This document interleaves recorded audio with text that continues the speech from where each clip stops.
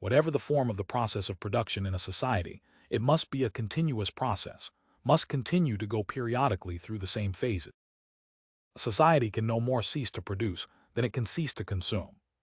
When viewed, therefore, as a connected whole, and as flowing on with incessant renewal, every social process of production is, at the same time, a process of reproduction. The conditions of production are also those of reproduction.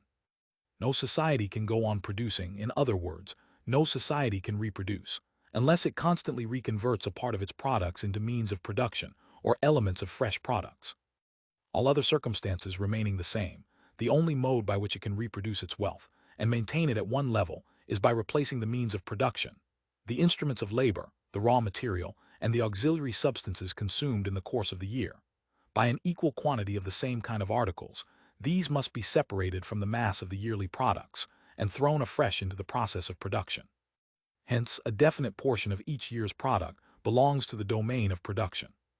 Destined for productive consumption from the very first, this portion exists, for the most part, in the shape of articles totally unfitted for individual consumption. If production be capitalistic in form, so too will be reproduction. Just as in the former the labor process figures but as a means towards the self-expansion of capital, so in the latter it figures but as a means of reproducing as capital, as self-expanding value, the value advanced. It is only because his money constantly functions as capital that the economic guise of a capitalist attaches to a man. If, for instance, a sum of pound has this year been converted into capital and produced a surplus value of pound, it must continue during next year and subsequent years to repeat the same operation. As a periodic increment of the capital advanced, or periodic fruit of capital in process, surplus value acquires the form of a revenue flowing out of capital. If this revenue serve the capitalist only as a fund to provide for his consumption and be spent as periodically as it is gained, then, ceteris paribus, simple reproduction will take place.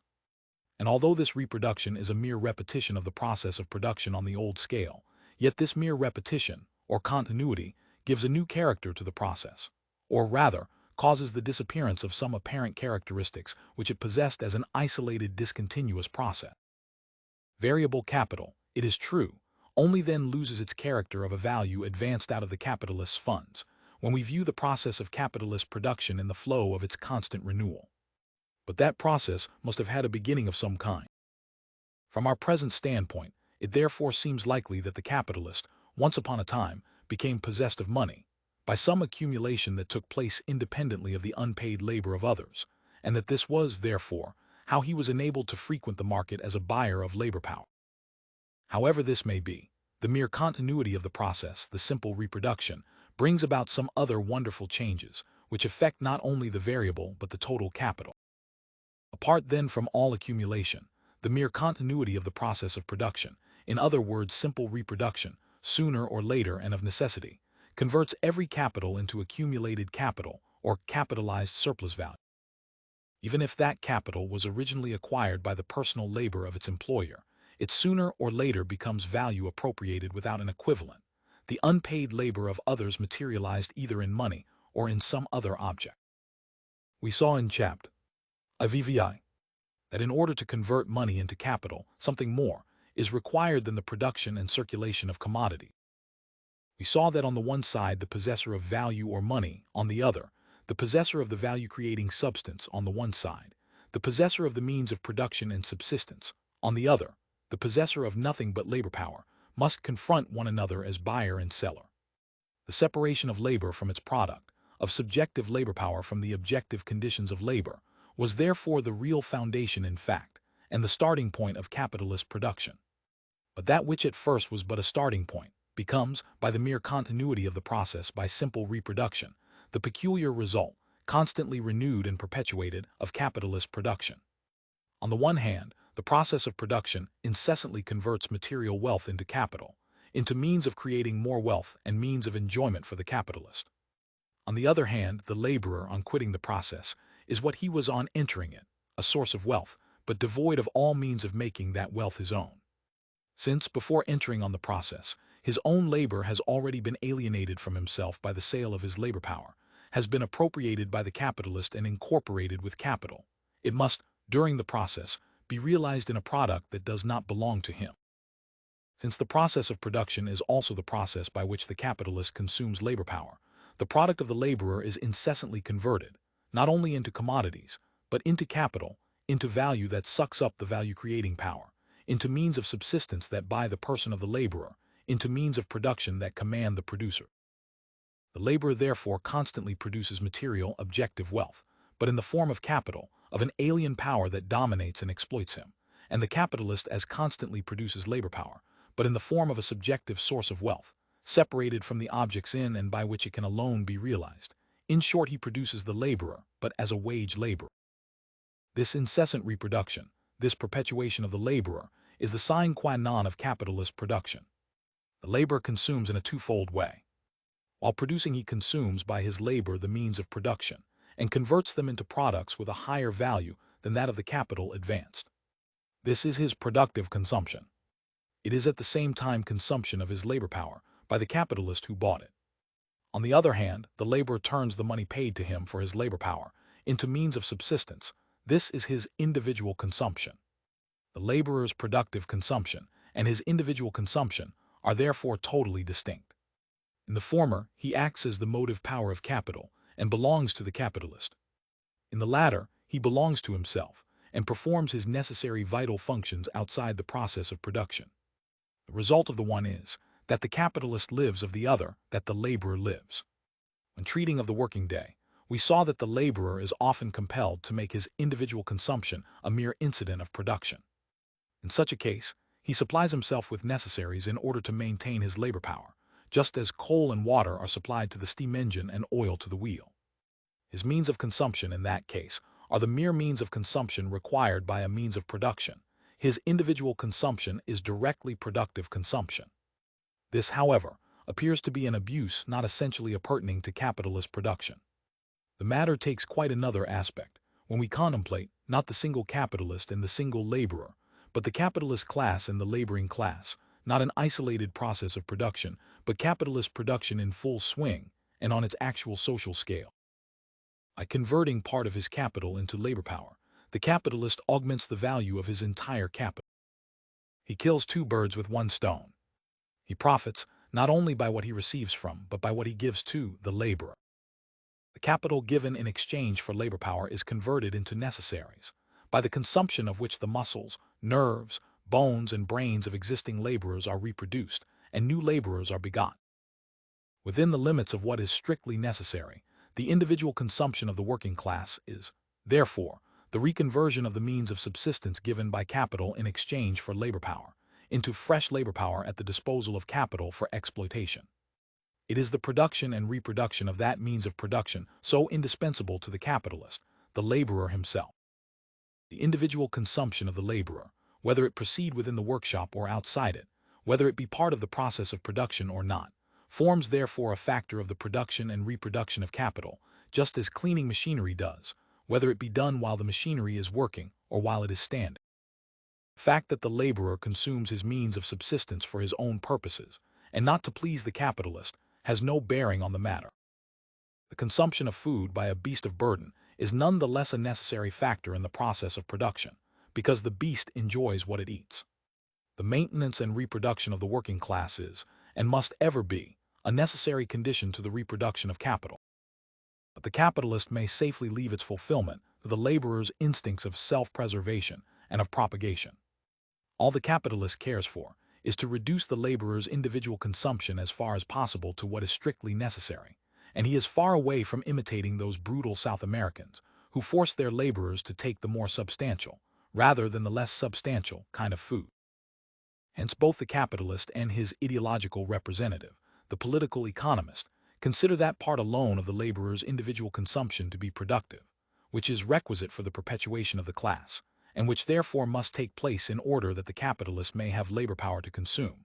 What the laborer consumes for his own pleasure beyond that part is unproductive consumption.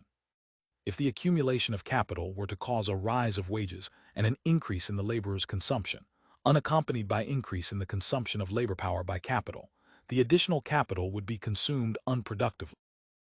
In reality, the individual consumption of the laborer is unproductive as regards himself, for it reproduces nothing but the needy individual. It is productive to the capitalist and to the state, since it is the production of the power that creates their wealth. From a social point of view, therefore, the working class, even when not directly engaged in the labor process, is just as much an appendage of capital as the ordinary instruments of labor. Even its individual consumption is, within certain limits, a mere factor in the process of production. That process, however, takes good care to prevent these self-conscious instruments from leaving it in the lurch, for it removes their product, as fast as it is made, from their pole to the opposite pole of capital. Individual consumption provides, on the one hand, the means for their maintenance and reproduction. On the other hand, it secures by the annihilation of the necessaries of life, the continued reappearance of the workman in the labor market. The Roman slave was held by fetters. The wage laborer is bound to his owner by invisible thread. The appearance of independence is kept up by means of a constant change of employers, and by the fictio juris of a contract. In former times, capital resorted to legislation, whenever necessary, to enforce its proprietary rights over the free laborer. For instance, down to the emigration of mechanics employed in machine-making was, in England, forbidden under grievous pains and penalty. The reproduction of the working class carries with it the accumulation of skill that is handed down from one generation to another. What extent the capitalist reckons the existence of such a skilled class among the factors of production that belong to him by right, and to what extent he actually regards it as the reality of his variable capital, is seen so soon as a crisis threatens him with its loss.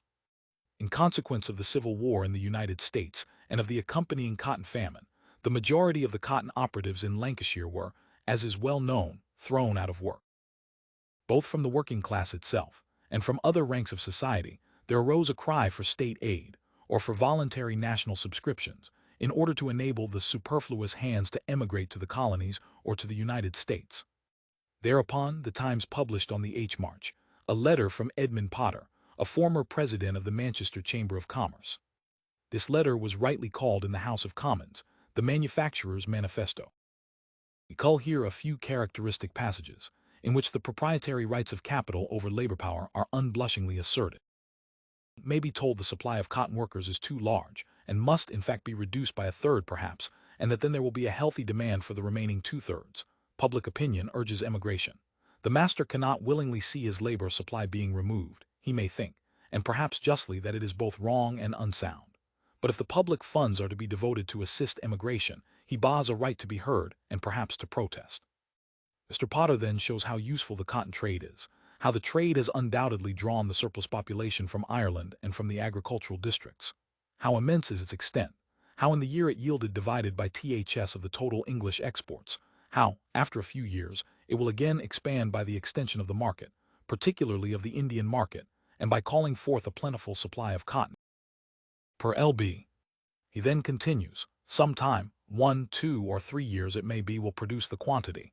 The question I would put then is this: is the trade worth retaining? Is it worthwhile to keep the machinery in order, and is it not the greatest folly to think of parting with that? I think it is. I allow that the workers are not a property, not the property of Lancashire and the masters, but they are the strength of both. They are the mental and trained power which cannot be replaced for a generation. The mere machinery which they work might much of it be beneficially replaced, nay improved, in a 12-month encourage or allow the working power to emigrate. And what of the capitalist?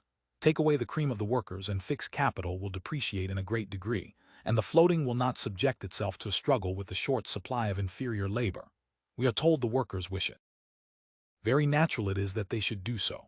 Reduce, compress the cotton trade by taking away its working power and reducing their wages expenditure, say 1/5 or 5 millions, and what then would happen to the class above, the small shopkeepers, and what of the rents, the cottage rents? Trace out the effects upwards to the small farmer, the better householder, and the landowner, and say if there could be any suggestion more suicidal to all classes of the country than by enfeebling a nation by exporting the best of its manufacturing population, and destroying the value of some of its most productive capital and enrichment. I advise a loan, extending it may be over 2 or 3 years, administered by special commissioners added to the boards of guardians in the cotton districts, under special legislative regulations, enforcing some occupation or labor, as a means of keeping up at least the moral standard of the recipients of the loan. Can anything be worse for landowners or masters than parting with the best of the workers, and demoralizing and disappointing the rest by an extended depletive emigration? Depletion of capital and value in an entire province. Potter, the chosen mouthpiece of the manufacturers, distinguishes two sorts of machinery, each of which belongs to the capitalist, and of which one stands in his factory, the other at night time and on Sundays is housed outside the factory, in cottages. The one is inanimate, the other living. The inanimate machinery not only wears out and depreciates from day to day, but a great part of it becomes so quickly superannuated, by constant technical progress, that it can be replaced with advantage by new machinery after a few months. The living machinery, on the contrary, gets better the longer it lasts, and in proportion as the skill, handed from one generation to another, accumulates. The Times answered the cotton lord as follows: capitalist production, therefore, of itself, reproduces the separation between labor power and the means of labor. It thereby reproduces and perpetuates the condition for exploiting the laborer. It incessantly forces him to sell his labor power in order to live, and enables the capitalist to purchase labor power in order that he may enrich himself.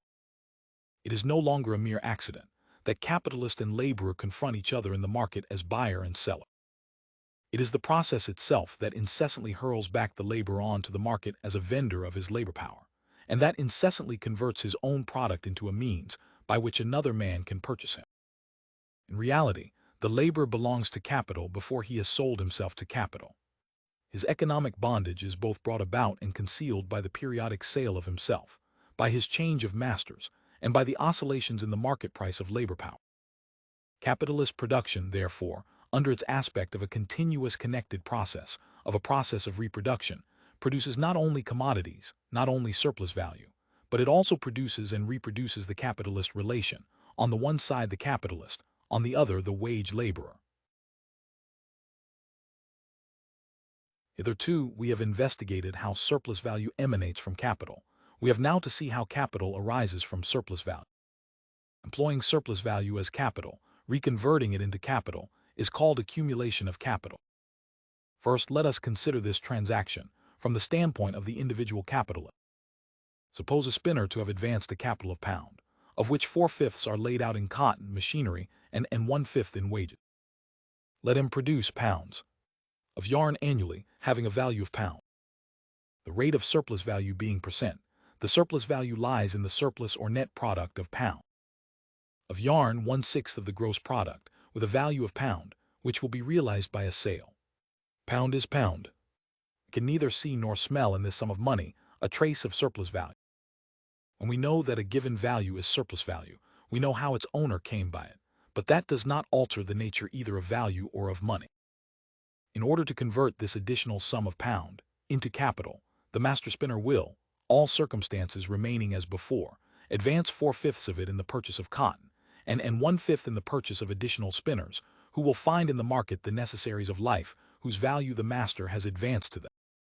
Then the new capital of £1 functions in the spinning mill and brings in its turn, a surplus value of £1. The capital value was originally advanced in the money form. The surplus value, on the contrary, is, originally, the value of a definite portion of the gross product. If this gross product be sold, converted into money, the capital value regains its original form. From this moment, the capital value and the surplus value are both of them sums of money, and their reconversion into capital takes place in precisely the same way. The one, as well as the other, is laid out by the capitalist in the purchase of commodities that place him in a position to begin afresh the fabrication of his goods, and this time on an extended scale. But in order to be able to buy those commodities, he must find them ready in the market. His own yarns circulate only because he brings his annual product to market, as all other capitalists likewise do with their commodities. But these commodities, before coming to market, were part of the general annual product, part of the total mass of objects of every kind, into which the sum of the individual capitals, the total capital of society, had been converted in the course of the year, and of which each capitalist had in hand only an aliquot part. The transactions in the market effectuate only the interchange of the individual components of this annual product, transfer them from one hand to another, but can neither augment the total annual production, nor alter the nature of the objects produced. Hence the use that can be made of the total annual product depends entirely upon its own composition, but in no way upon circulation. The annual production must in the first place furnish all those objects from which the material components of capital, used up in the course of the year, have to be replaced. Deducting these, there remains the net or surplus product, in which the surplus value lies. And of what does this surplus product consist? Only of things destined to satisfy the wants and desires of the capitalist class, things which, consequently, enter into the consumption fund of the capitalist. Were that the case, the cup of surplus value would be drained to the very dregs, and nothing but simple reproduction would ever take place. To accumulate it is necessary to convert a portion of the surplus product into capital. But we cannot, except by a miracle, convert into capital anything but such articles as can be employed in the labor process, and such further articles as are suitable for the sustenance of the laborer. Consequently, a part of the annual surplus labor must have been applied to the production of additional means of production and subsistence, over and above the quantity of these things required to replace the capital advanced. In one word, surplus value is convertible into capital solely because the surplus product, whose value it is, already comprises the material elements of new capital. Now, in order to allow of these elements actually functioning as capital, the capitalist class requires additional labor. If the exploitation of the laborers already employed do not increase, either extensively or intensively, then additional labor power must be found. For this, the mechanism of capitalist production provides beforehand, by converting the working class into a class dependent on wages, a class whose ordinary wages suffice, not only for its maintenance, but for its increase. It is only necessary for capital to incorporate this additional labor power, annually supplied by the working class in the shape of laborers of all ages, with the surplus means of production comprised in the annual produce, and the conversion of surplus value into capital is complete. From a concrete point of view, accumulation resolves itself into the reproduction of capital on a progressively increasing scale. The circle in which simple reproduction moves alters its form, and to use Sismondi's expression, changes into a spiral. Let us now return to our illustration. It is the old story: Abraham begat Isaac, Isaac begat Jacob, and so on. The original capital of pound brings in a surplus value of pound, which is capitalized. The new capital of pound brings in a surplus value of pound, and this too is capitalized, converted into a second additional capital, which, in its turn, produces a further surplus value of pound. And so the ball rolls on. We here leave out of consideration the portion of the surplus value consumed by the capitalist. Just as little does it concern us, for the moment, whether the additional capital is joined on to the original capital, or is separated from it to function independently, whether the same capitalist who accumulated it employs it, or whether he hands it over to another. This only we must not forget, that by the side of the newly formed capital, the original capital continues to reproduce itself, and to produce surplus value, and that this is also true of all accumulated capital, and the additional capital engendered by it. The original capital was formed by the advance of pound. How did the owner become possessed of it? By his own labor and that of his forefathers, answer unanimously the spokesmen of political economy. And in fact, their supposition appears the only one consonant with the laws of the production of commodity. But it is quite otherwise with regard to the additional capital of pound. How that originated we know perfectly well. There is not one single atom of its value that does not owe its existence to unpaid labor. The means of production, with which the additional labor power is incorporated, as well as the necessaries with which the laborers are sustained, are nothing but component parts of the surplus product, of the tribute annually exacted from the working class by the capitalist class. Though the latter, with a portion of that tribute, purchases the additional labor power even at its full price, so that equivalent is exchanged for equivalent, yet the transaction is for all that only the old dodge of every conqueror who buys commodities from the conquered with the money he has robbed them. If the additional capital employs the person who produced it, this producer must not only continue to augment the value of the original capital, but must buy back the fruits of his previous labor with more labor than they cost. When viewed as a transaction between the capitalist class and the working class, it makes no difference that additional laborers are employed by means of the unpaid labor of the previously employed laborer. The capitalist may even convert the additional capital into a machine that throws the producers of that capital out of work, and that replaces them by a few children. In every case, the working class creates by the surplus labor of one year the capital destined to employ additional labor in the following year. And this is what is called creating capital out of capital.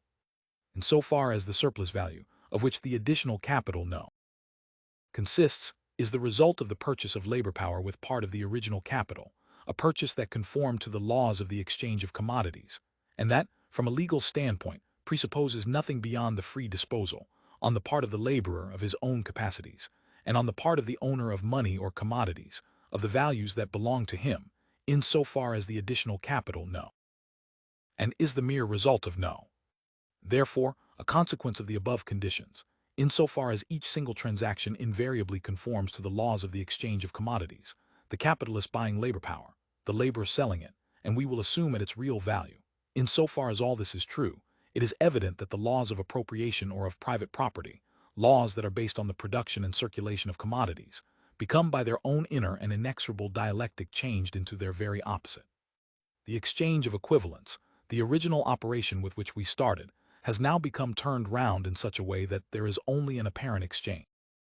This is owing to the fact, first, that the capital which is exchanged for labor power is itself but a portion of the product of others' labor appropriated without an equivalent, and secondly, that this capital must not only be replaced by its producer, but replaced together with an added surplus.